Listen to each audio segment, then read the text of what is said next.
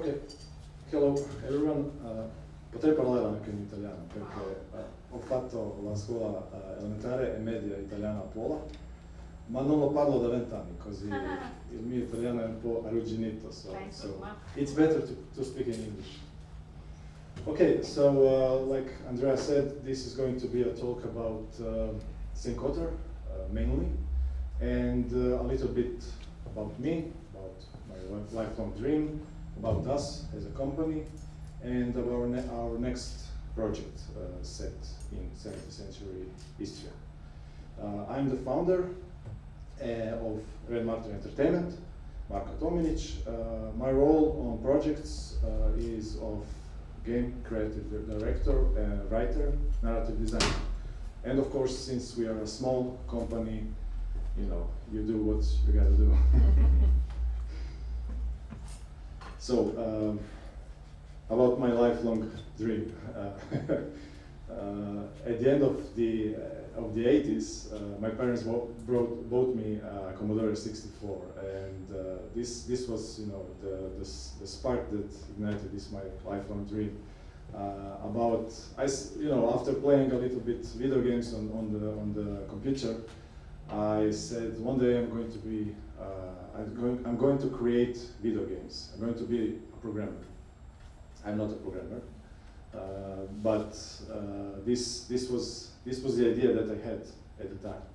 So fast forward to 2009, I founded the company, the same company I'm owning right now, and I started selling as a web shop in Croatia, only in Croatia, selling video games, consoles, and peripherals. Then in 2014, I graduated. I also tried to, I was at Trieste for 2 years studying IT, but I was feeling lonely here, so I went back to Pula and finished the IT management master's degree in Pola. And so 2017, in 2016, I started, with a few unexperienced people, and I was unexperienced in game development. I didn't have any experience, in Unity or anything. I was just small writing stuff, and that's it. In 2016, we started this project, Saint Kotar. The idea was, to create a video game set in Croatia because there were none with a story-driven games set in Croatia. And Gorski Kotar, this is the name of the mountainous region. So this is all related to the lore and background story, but Saint Kotar is actually Saint Ivan Kotar. So it's a man, it's a priest from the past in the game. And so this is why the game is called Saint Kotar and not Sveti Kotar, which could be confusing. Sveti Kotar is the Croatian name of the place, of the fictional town in Gorski Kotar. So it's a kind of a mess, but when you play the game, it's not that confusing. So anyway, we were doing this part-time, mostly part-time, and then in 2017 I said to myself, okay, this is the end. I cannot go like this anymore. I want to fully focus just on game development. I don't want to sell video games anymore. I want to make them. So anyway, I sold this web shop. Just the business side. So we had a huge amount of followers on Facebook. The deals with distributors from the UK and stuff like that. So I sold this business to another company in Croatia, and I kept the company, and we just continued. I just continued, working with the company on Saint Kotar. So this is when we started as a studio, and a lot of people came in and left because, again, I didn't have enough experience. If you want to have good people working with you, you have to have some experience. You have to understand what you want, and I didn't know that at the time. So anyway, in 2017 we had something. We were trying, in Unity, Adventure Creator we were using, but this wasn't working. We had a good concept artist, and this is when we also started to promote the game, which was in one way a good path, but on the other side it was bad because people think, okay, the game came out in 2021. What are you doing? You're developing a point-and-click adventure game for 4 years. Are you crazy? So we weren't. We were just testing and researching stuff. So it was a mess. The development of Saint Kotar started only in 2019. The way it should. This was the start of the project. Until then, we were just, trying different stuff and making mistakes and stuff like that. Anyway, this is a picture of my 15th birthday. This is my brother with the 88. I don't know. He's not a fascist. If you are thinking about this, no. I don't know the origin of this T-shirt, and this is me with the sexy mustache. I don't know if you can see it. And of course, we were playing Amiga 500 back then. This was in '97. Okay, so my lifelong dream. Yeah, Saint Kotar was the first step towards this dream. Of course, it's a very relative thing to say that the dream is fulfilled now because Saint Kotar is out and stuff like that. It's probably going to be just a lifelong dream until I retire. That's it. But I don't want to retire. So a little bit about us.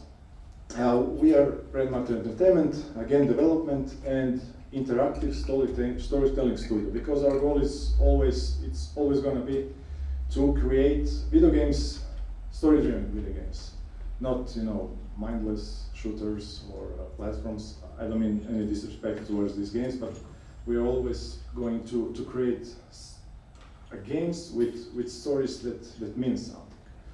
Our headquarters is in Pula, Istria, Croatia, and right now we are the only video game development studio in the Istrian county. There are, something like 100 companies, game development companies in Croatia, but most of them, at least 80 of them, are just beginners, junior producers, composed of junior producers, game designers, and stuff like that. So you can say that maybe 5 to 8 companies in Croatia are living off of their revenue. The rest is living off public funds, and they're just starting out and stuff like that. So we are still a very small country in this term. Anyway, we are known. This is relative because we are known in Croatia for Saint Kotar, but outside of Croatia it's a bit tougher. This is us. This is me and the programmer and 3D artist. This is a picture taken in Pula. You can see the Colosseum of Pula behind our backs. Okay, about Saint Kotar. I'm going to play now the launch trailer because the game came out last year for PC and is going to come out on consoles in 3 weeks.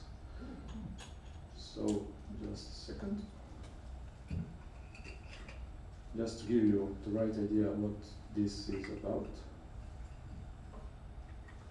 I'm going to just lower a bit because it's too loud sometimes. Nicola, tell me what happened last night. Where's Victoria? Calm down, Benedict. I am calm, but we both don't remember what happened here, and we both had horrible dreams. She may be my sister, but I don't know her anymore. What is this place? Why are we here? Words are unnecessary. Light always reveals. This is insane. My wife would never do harm to anyone, let alone join a cannibal cult. Sabores is their name. Servants of the moon demons. I knew this place was a curse the moment I set foot in it. We must find that monster and kill him before he kills my dear wife and before he kills us all. Look around. Can you smell death? People assigned to protect us from evil have turned evil themselves. Even God has given up hope for Saint Kotar. Open your eyes! God will condemn you for leaving your sister to die here. The moment you step out of here, your downfall into obscurity will begin. You need each other.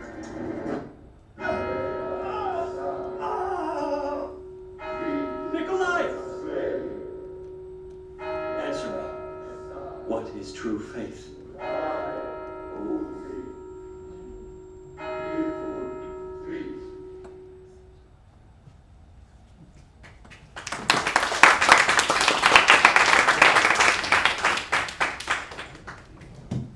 Esiste un nuovo gioco di battaglie online sulla seconda guerra. Manda un plotone di soldati e partecipa alle battaglie. Of the commercials.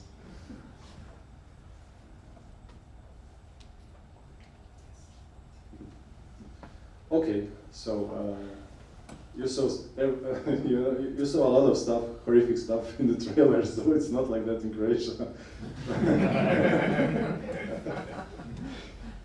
Anyway, Saint Kotar is a point-and-click adventure reader game. It's a classic, classic mechanics, just like Broken Sword, in the mystery horror genre, with the plot that unravels in the misty mountains of Saint Kotar, which is the mountainous region of Croatia. I'm going to say just a little bit more, about Saint Kotar before going to the next point. We used Unity to develop the game, and the integral part of the development was also the narrative design tool called RTC Draft.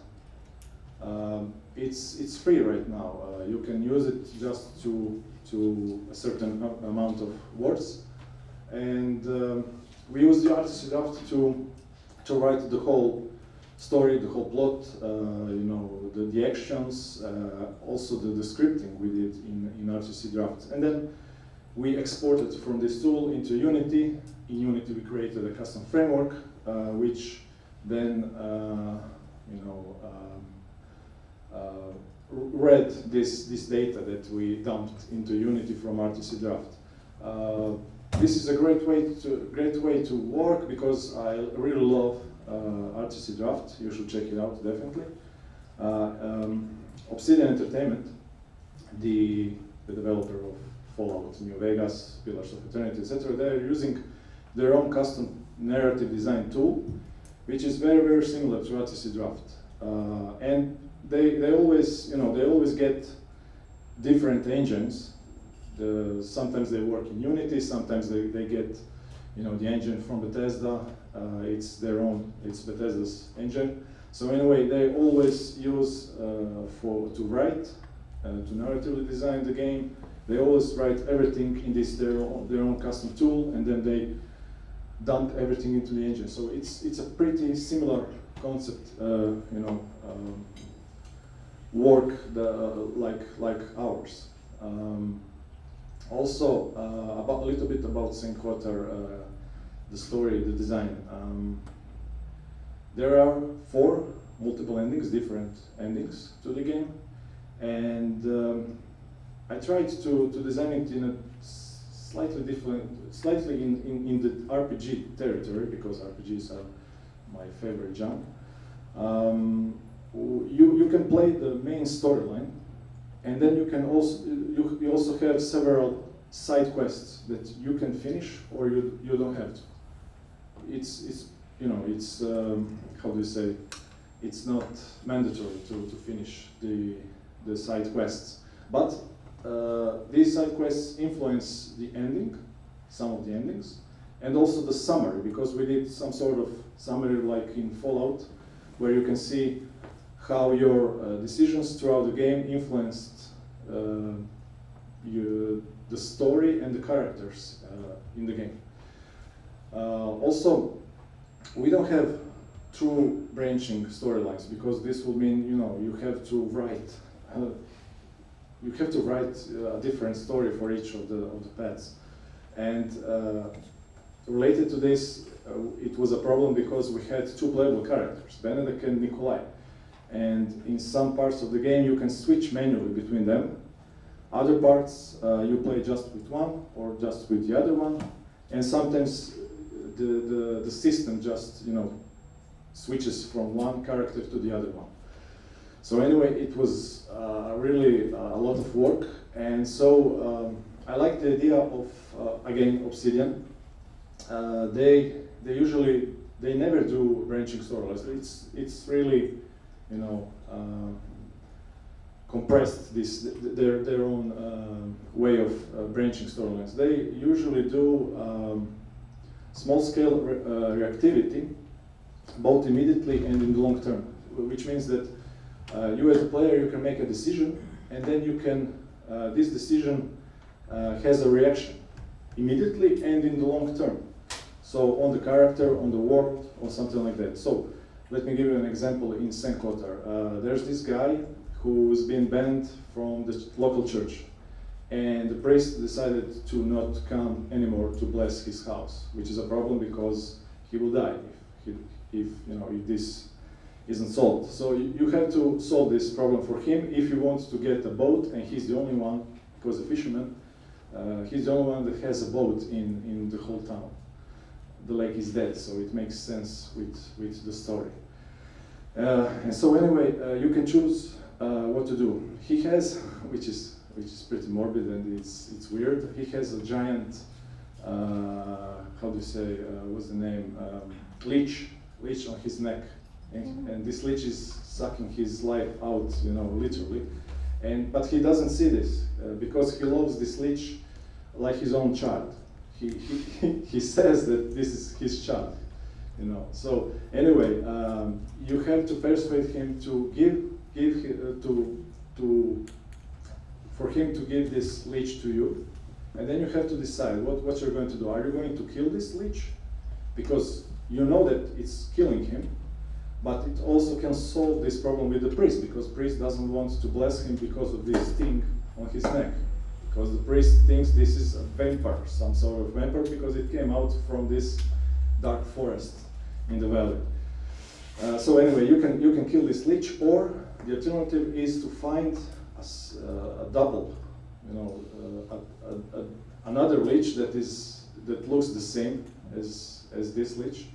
And anyway, your decision. If you decide to kill the leech, this leech on his neck, his name is Hem.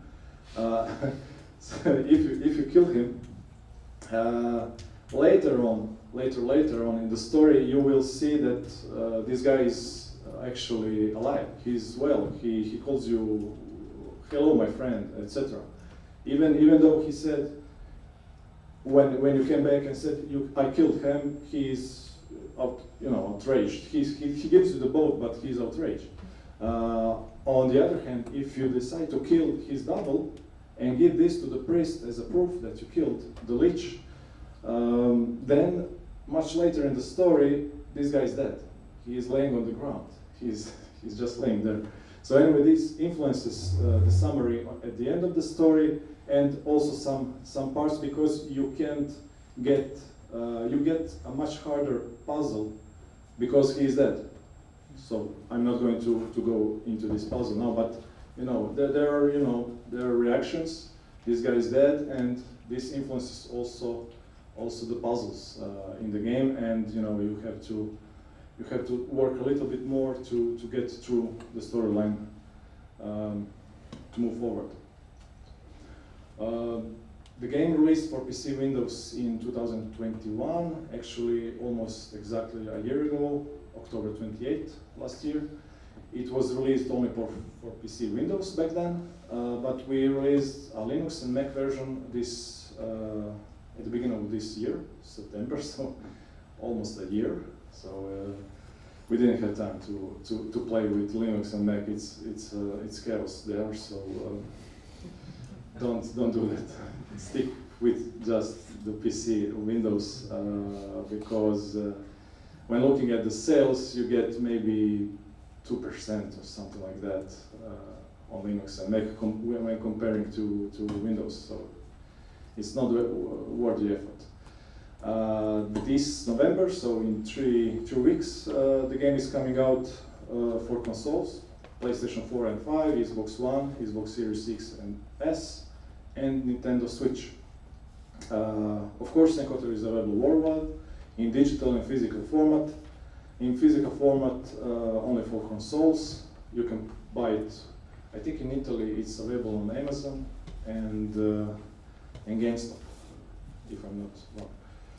And we won this award, Croatian Game of the Year, last year. There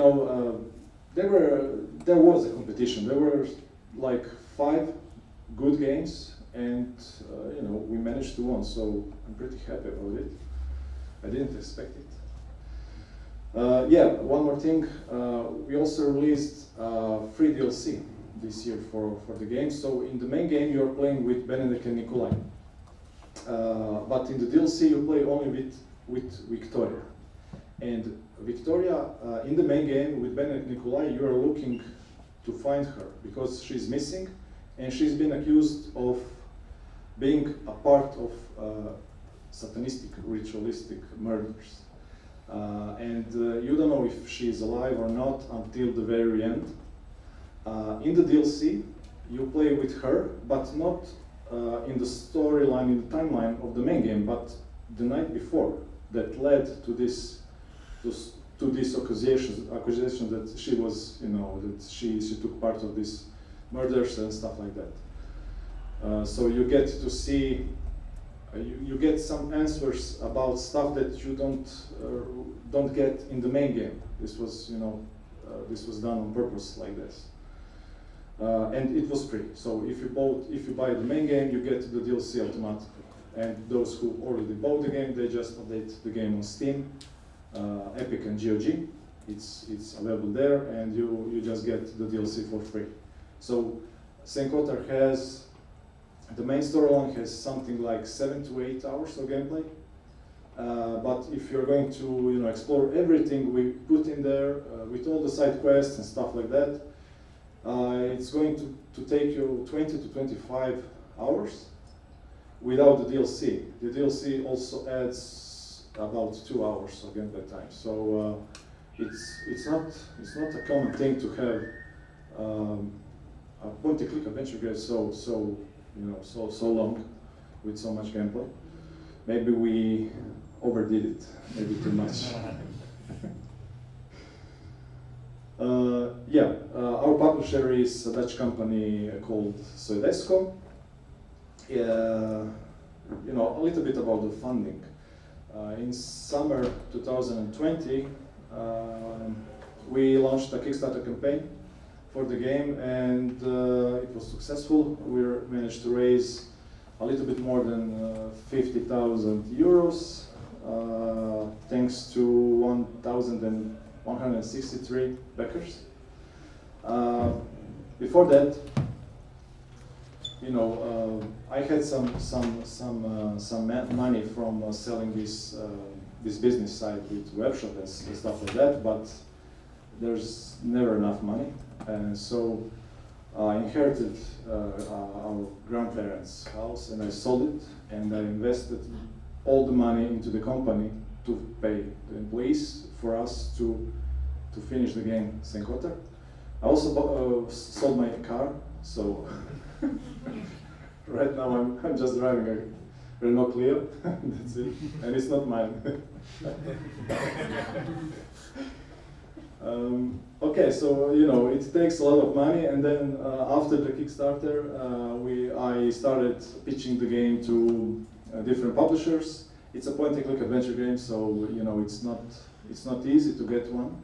But Soedesco was very interested, and we got a good deal.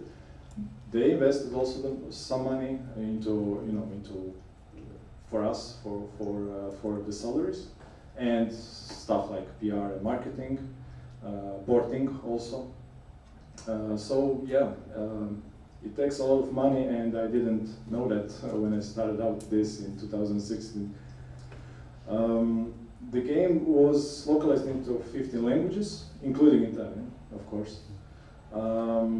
And since the game has 80,000 words, this meant that this costed a lot of money. So you have to be careful with that. And 50 languages is a great number, but when looking at how much people are playing the game in, I don't know, in Brazil or Korea or Japan, I'm not sure if it's worth it. Probably it will be clever to just localize into 5 to 7, 8 languages. That will be pretty enough. Characters in the game are voiced by professional voice actors. Some are from Croatia, but there are some others from Hollywood, Netflix, and AAA video games. You can see here a picture of Happy Anderson. He played some roles in X-Men and Mindhunter, which I really liked. And when I saw him in this Mindhunter, I said, okay, I want this guy to play our character, Davor, the innkeeper in the game, because this was him, that's it. And you know, he accepted, and it was also a good way to promote the game, because this was before the Kickstarter campaign. Saint Kotar, the Crawling Man. This is an interactive comic book with sounds and animations that we're going to release maybe this month or the next one. It's pretty finished, and it's set in the same world. So it tells a story about this guy who you can see here.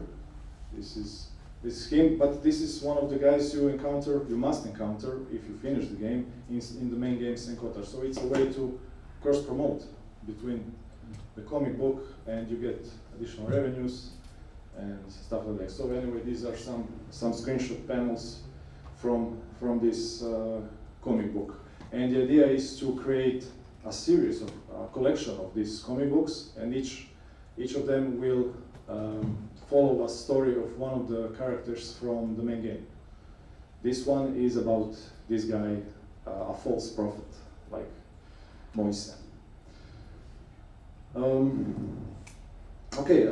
town of Saint Kotar, yes, like I said before, Ivan Kotar is the patron saint. It's related to the background story. There was this guy, this priest, who saved this town from the menace coming from this mountain that's above this valley where the town is located. It's a small, secluded town, Catholic, mostly Catholic, with a darkly hidden past. It has a vast and rich lore and world, mostly based on fiction, Lovecraftian, plus some real life locations, but there are not all of them are in Croatia. I'm going to tell you which ones. So real life, of course, names, Croatian names, clothing, myths and legends, architecture, and some specific locations with the exact names. So, for example, myths and legends. There's this legend in Croatia about the mountain Klek, which is believed to be a gathering point of witches. And some other legend says that it's actually a big, huge giant who fell and just fell dead, and he's there, and this is now the mountain. So we have a small hill that looks like Klek in the game. I will show it to you later. Tulove Grede, this is also a place in Dalmatia, Velebit, the mountain region.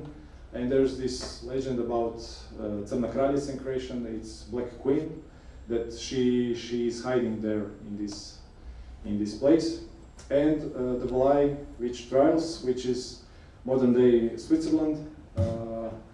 I use this place as a sort of starting point way back, in the 15th century when this dark story starts and then spreads out and goes to Croatia, to this little town, and everything is related. It's really complex. I don't want to get into this, but anyway, the Velajskoštas really existed and happened, and so I connected it with some of our own fiction. Locations. The main square in the game is mostly based on architecture you can find in different small places in Saint Kotar, in Croatia, in this region. The lake is pretty similar to the one you can find in this place called Fužine in Croatia. The lodge, our own lodge, is exactly the same. It's a castle in Stara Sušica, which is a castle in this Saint Kotar in Croatia.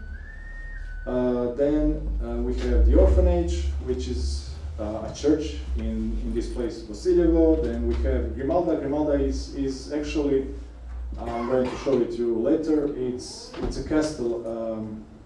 It's a castle in Slovenia. We based it on that, but we used the name Grimalda because it sounded cool, and it's a place in central Istria. Like I said before, Klek, near Klek, we have this Vražji prolaz, which is the Devil's Passage, when translated into English. Kuga is the Black Plague.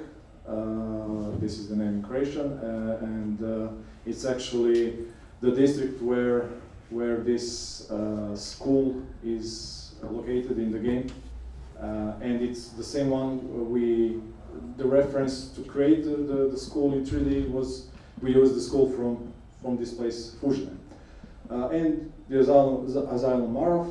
Marov is actually a hospital in northern Croatia. It's just a name.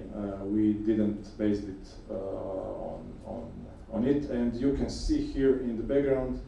This is the starting point of the game. This house, they wake up in this house, and it's the architecture. It's very similar to.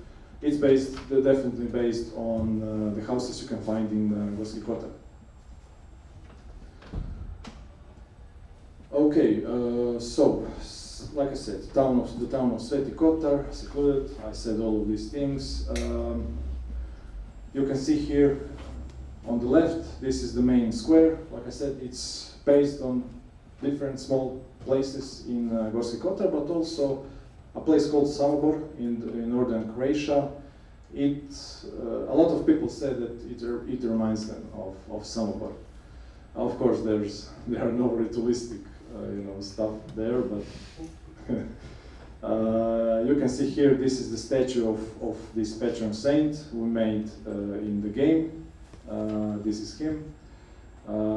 We actually have also, for our Kickstarter backers, we had to create a 3D model of the statue, real life replica of Ivan Kotar, and it looks pretty cool. So we have to ship this in a month to our backers. Here you can see this is the lake I told you about before. The lake in Fužine. It's very similar. You can see this is the fisherman I told you about before. He's still alive here. He has the leech, but you can see it here. But this is it, and this is his house. The priest doesn't want to bless this house anymore if you don't solve this problem for him.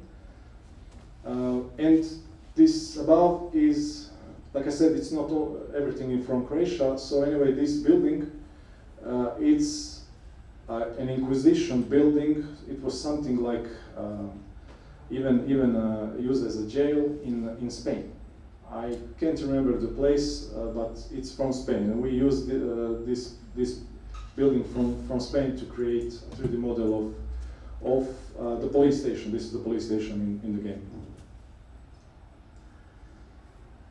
Okay, Klek, rocks, 3 fingers. So you can see this is Klek in the background, and you can see 3 rocks on it. So Klek is a mountain in Croatia. That's it. But then we added on this place Klek the 3 fingers rocks, that are actually based on white and Sumerian rocks in Croatia. It's a protected place in Croatia, a natural protected place, and the three fingers are related to the background story, to the mountain, and all this, dark past of that's menacing the whole valley. So it's not that we just forced this to add these three fingers, but we knew that we needed something with three fingers, and then the white and Sumerian rocks looked really great to connect everything with Croatia. The Tulove Grede, that's this place in the forest.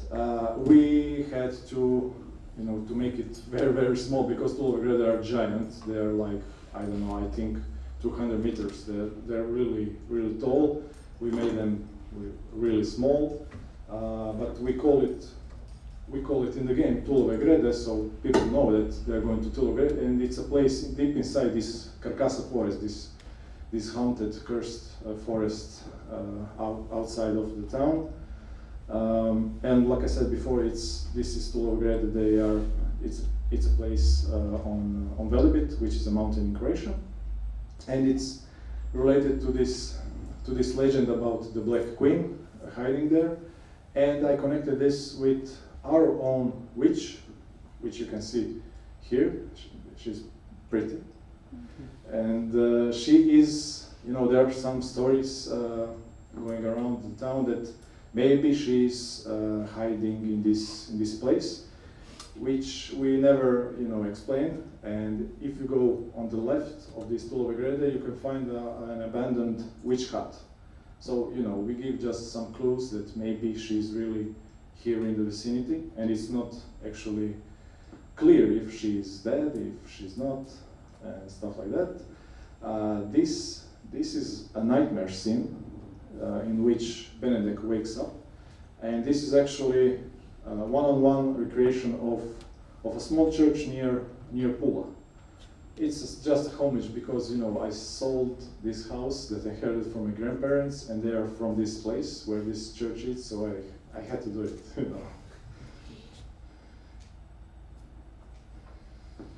Okay, so the Goldin Lodge.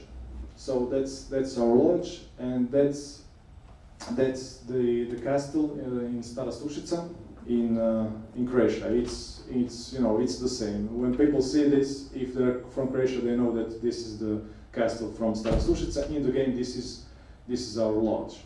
You can see there's a sort of fence. It's our maze. You can see, but it's a maze, and this is just I like The Shining, the movie, so we placed this maze in the game. It's not mandatory to go in there, but if you go, you'll get some additional items that you can use later on in the game to solve some puzzles in a much easier way.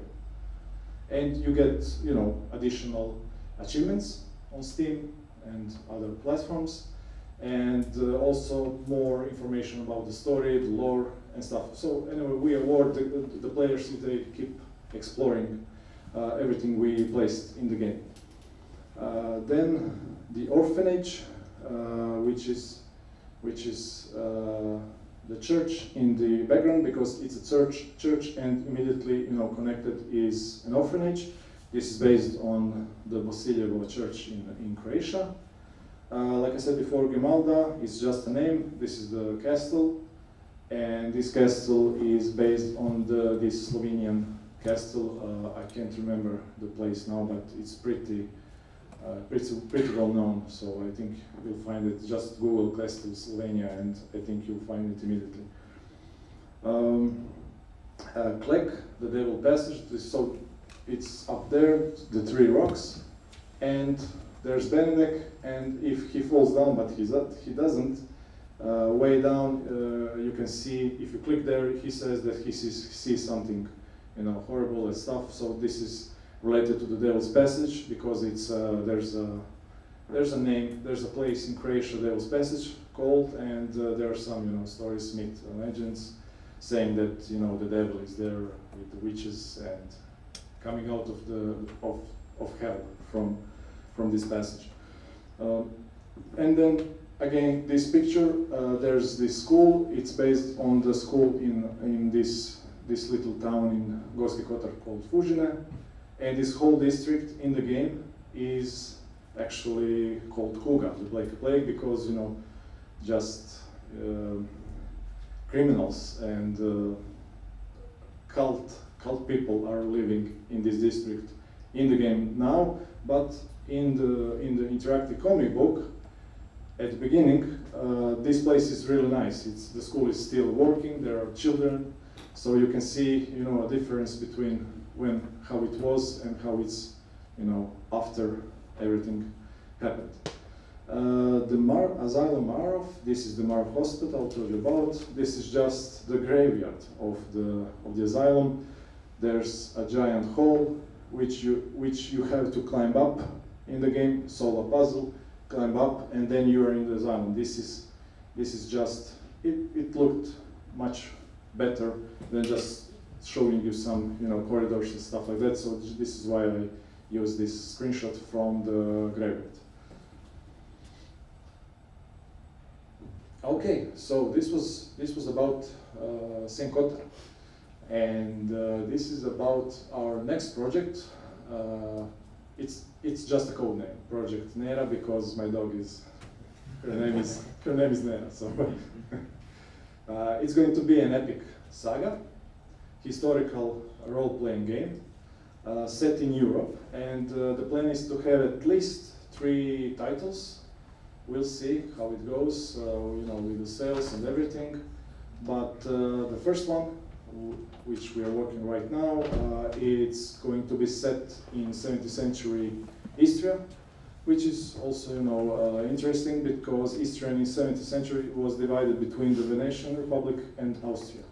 So even nowadays there are a lot of buildings and architecture going way back to Roman Empire in Istria, the Roman Empire, and of course the Venetian Republic. So there's going to be, the main goal here is to be a historical role-playing game, which means we are going to recreate in-game clothes, armors, weapons, even the music that it's typical for the region, locations, animals, persons, well-known persons, some events, and myths and legends.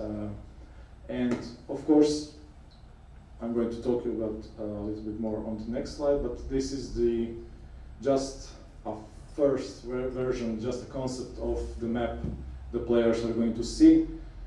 If you play Baldur's Gate, that's it.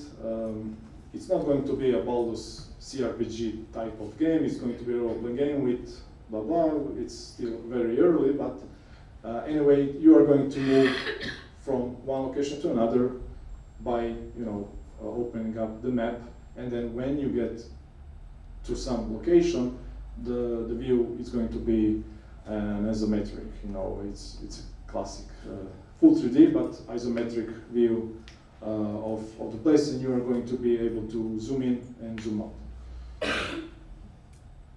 So pre-production started this summer.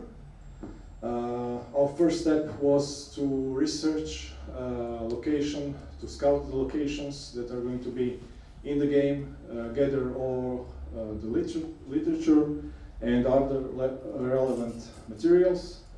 This lasted for more than 3 weeks, and yeah, it was pretty exhausting, but fun and crucial. So you can see some pictures here. This is Castle Pietra Pelosa, which is in the northern part of Istria, near Buzet. It's actually, you know, maybe 30 minutes from here.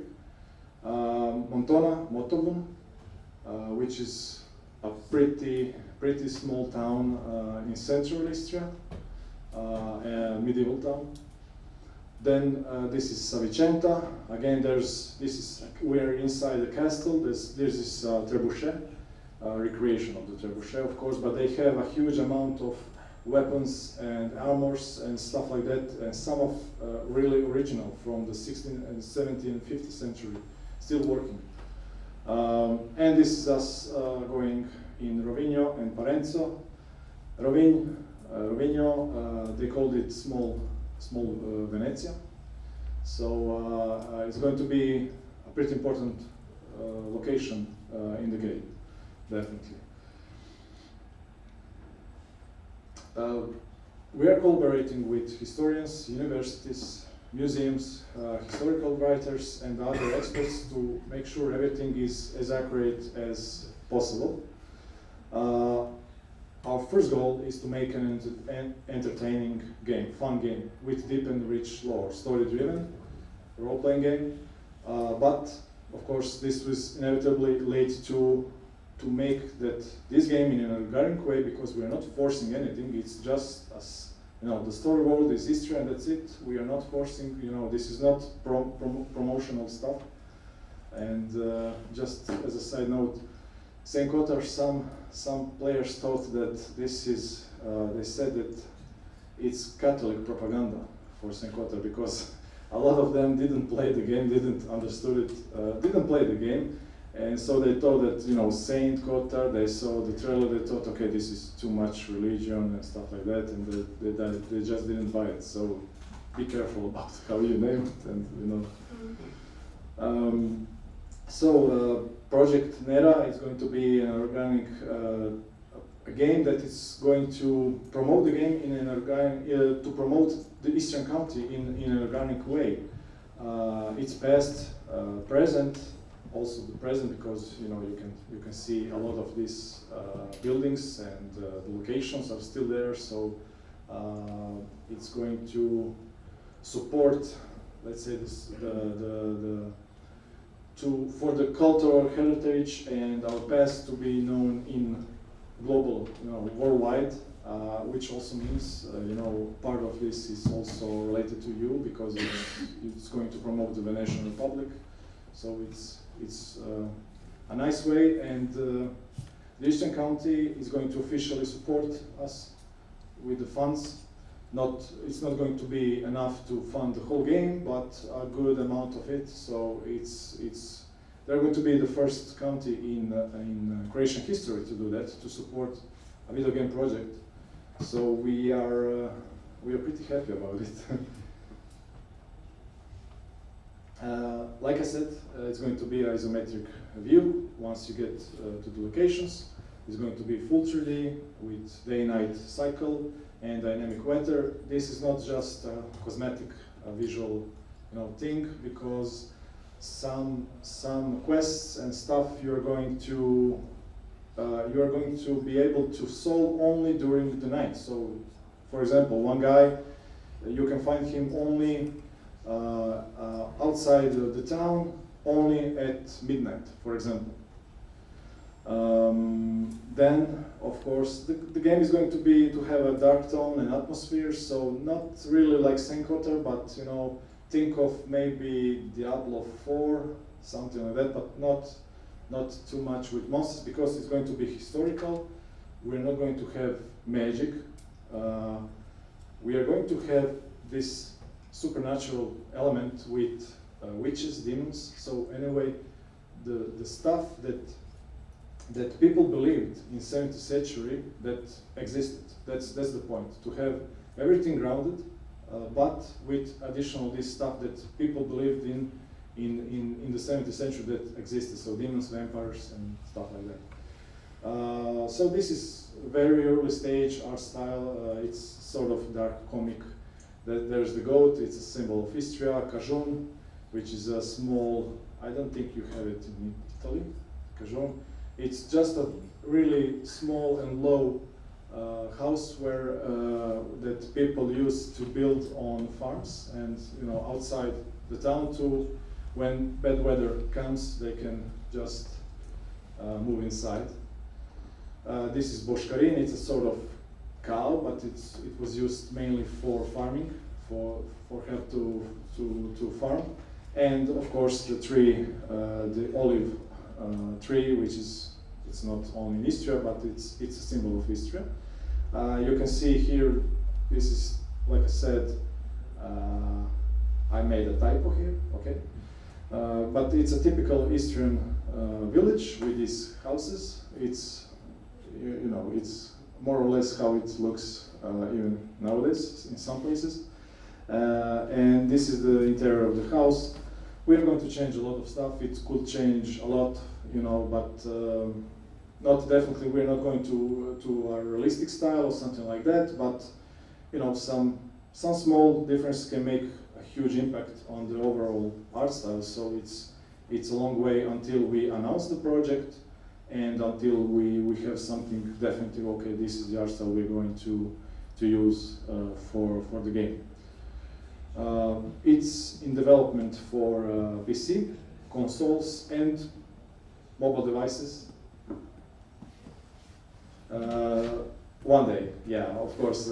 First, we are concentrating on PC, then consoles, and we'll see about the mobile devices. But that's the plan. That will be the best way. It will be available worldwide, in physical and digital form, just like Saint Kotar, localized into 50 plus languages, like I said. We'll see about that, but including, of course, Italian, as always, and fully voice acted in English, just like Saint Kotar.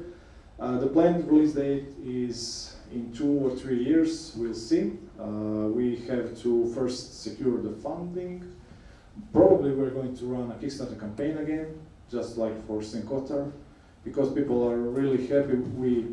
We delivered the Saint Kotar just 2 months after we said we will, so they were pretty happy about that, and with the fulfillment of the rewards and everything. So there's a fan base that wants to back us for the next project. This is a typical Istrian house, some portraits. It's still just very early concept. Here's a 3D model of the Colosseum in Pula. Our 3D artist made it. It's, you can see a lot of vegetation on it. It was in 17th century, the Colosseum looked like this. It wasn't, clean and nice as it is now. And this is just a concept art for a cave entrance. I'm pretty close to finish if we are. The questions are different from Yeah. Okay, so this is the interactive animated comic book set in the same world. These are just screenshots, panels from this, the Crawling Man I told you about before. The Saint Kotar set in the same place, in the same world. This story about this false prophet. But the idea is also to create comic books in the same world for the next project, because they're going to be available on PC, mobile devices, and Amazon Kindle, just like the Crawling Man. And I mentioned before, it adds value because they expand the world, the game.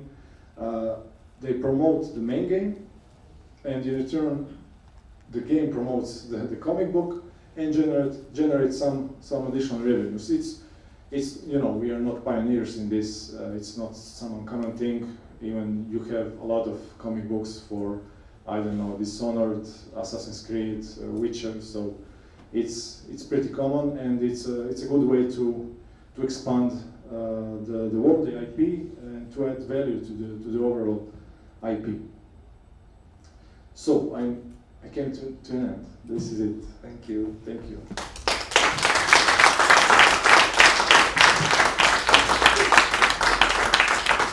Abbiamo 5 minuti per le domande, c'è qualche domanda?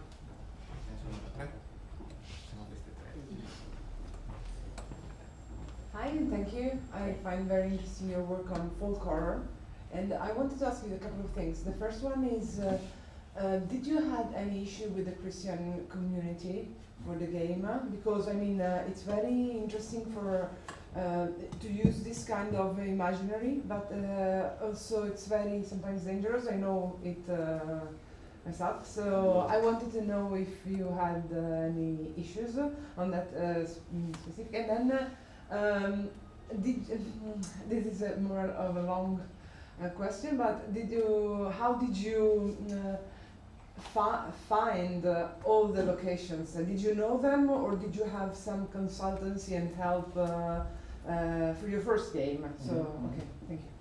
Okay, the first question, no, we didn't have any issues. Like I said, just some players said that, is this propaganda or what? So it was, what are you saying? But No, some attacks from the church or something like that. That's not. But there are some problems with the next project related to, because it's related to a vampire in Istria, and there's this place where the priest actually in 2022 banned all activities related to this legend in this place. So, and it's, we are looking at to make this a central part of our storyline, the main storyline. So maybe there's going to be some problems, but I hope no. So we'll see. Okay. It shouldn't be a problem, I think, but you never know. When this gets out and we start promoting the game, maybe he will say, okay, stop. You can't do that. But he doesn't have an IP on this thing and on the place, so I really don't know. He can just make some pressures, probably, but that's about it. Maybe it's going to be good publicity for you. Yeah, maybe. Yeah, we can use that to promote. And the second question about the locations. Yeah, did you have any help from any, I don't know, someone who you consulted, some like in Italy when we work on this stuff, there are a lot of historical centers and people who take care of this kind of traditions and they are quite willing to help.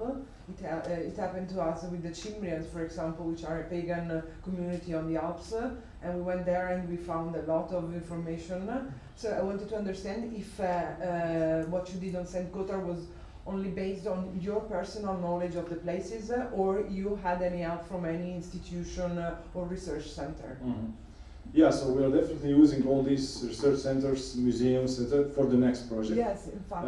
But for the first project, we didn't use anything. I just wrote everything. I made up a lot of stuff. It's 95% fictional, and then I just did a lot of research and connected all this to some real life events and real life locations and stuff. I just fit the real stuff into this fiction. So I made a cross thing, between real life and fiction. I like it this way, so I decided to do it in Saint Kotar. Thank you. After our short conversation during the coffee break yesterday, I watched the gameplay videos, and the voice acting is one of the main features of the game, in fact. Did you plan right away when developing the game to have all the dialogues voice acted? And how did you succeed getting professional actors to do that? I planned it to be fully voice acted from the beginning, but I didn't know the cost, so that's a problem. But during the Kickstarter campaign, we had the first goal just for the game to be funded, and that's it. It was set to 39,000 euros. This was done. Then we had also two stretch goals that were reached.